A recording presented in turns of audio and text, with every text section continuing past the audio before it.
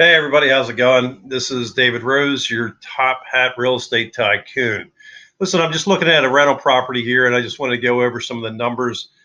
People ask me about vacation rental property all the time, and I just wanted to give you some rough numbers. Now, again, these are rough, so let's start from the beginning. Your capital cost to buy this property, that's what we have to know, and that's what we have to work with. So the capital cost to buy it is say 250,000 for a CBS pool home is what I'm shooting for. That number's an actual realistic number today is the still 2018. So in that time frame, that's what I'm going to go with. So $250,000. Now of that, the bank is going to take the majority of the risk. They're going to take 80% of the risk, your risk. Investors look at it as like, I have to put 20% down. Oh, nobody wants to put 20% down. However, when you consider that they're putting 80% up for your 20% down, it's a little bit different. I hate banks as much as you do. So let's talk about that a bit. 20% down is $50,000. Okay. So what we're looking at today is that we're going to calculate cash on cash return.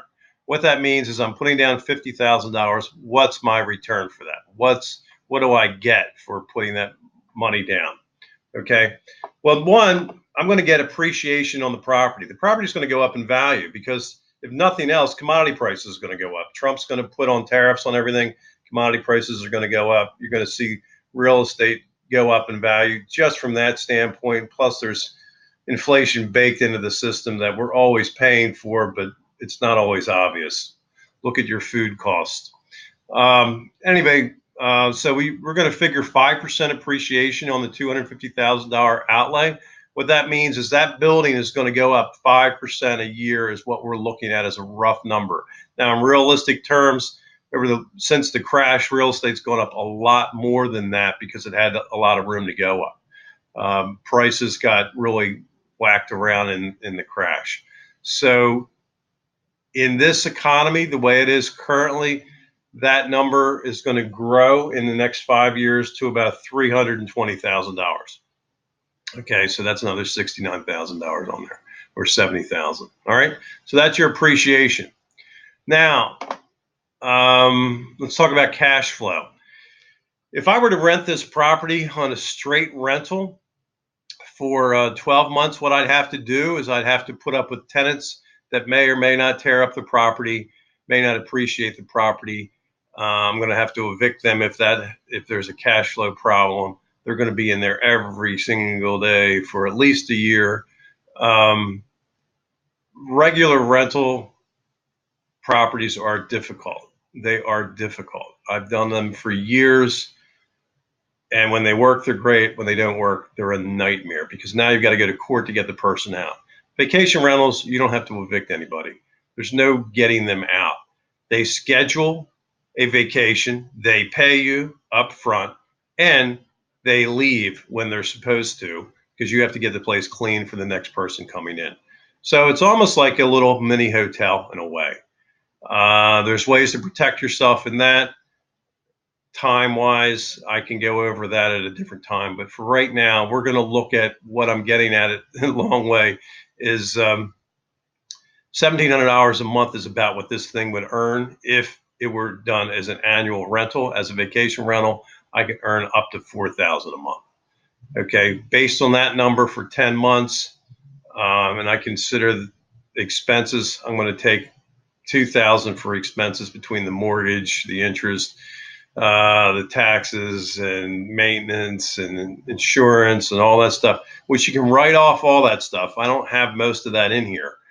I've got the bare bones. But anyway, so I'm going to say we're going to net $20,000 a year on this property. Sorry it took so long to get there, but that's what I'm looking at.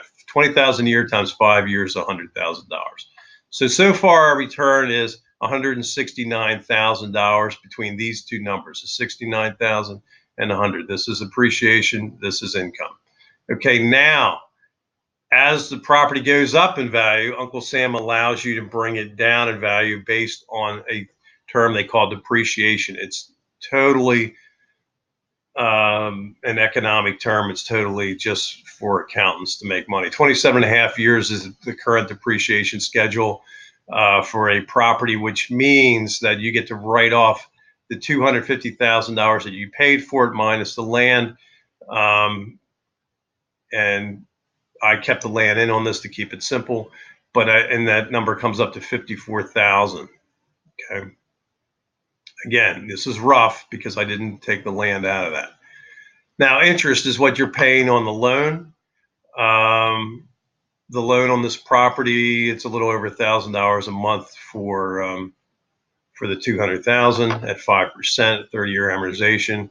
I get to write off all the interest on that. That's 57,000. Property taxes, because it's not homestead, are probably going to be about $4,000 a year.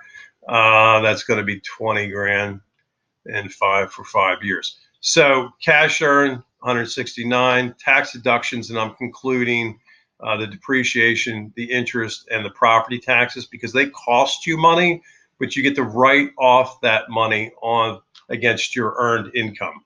So the tax deductions for the 5 years, 131,000, which if you add these two up, you get 300,000 cash plus tax. If I divide that into my initial investment of 50,000, I get a 16.64% return. Again, these are rough numbers. Don't hold me to this. This is rough. I realize it's not 100% accurate, but it gives you an idea.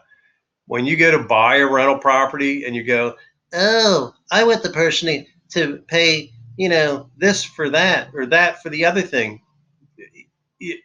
Either you buy the property and get it, or you don't. And if you don't get it, you miss that 16% return. I mean, we're still in a seller's market. Builders are coming in strong. That's giving the resale market a bit of competition. So it's a seller's market, but the retail market is still strong in that sense that, they need to sell. If a person needs to sell, maybe you can just get a discount for the property, but don't lose the deal is what I'm trying to get at. I had too much coffee. My thoughts are all over the place, I guess. Anyway, sorry for this video. I should edit. It took so long, but that's a rough way to look at rental property. Is it worth it or not? Anyway, long-winded. Thank you for watching. Hopefully you got something out of it. Please ask me questions. If I don't know them, I'll find out the answers for you. Thank you so much for watching. Bye.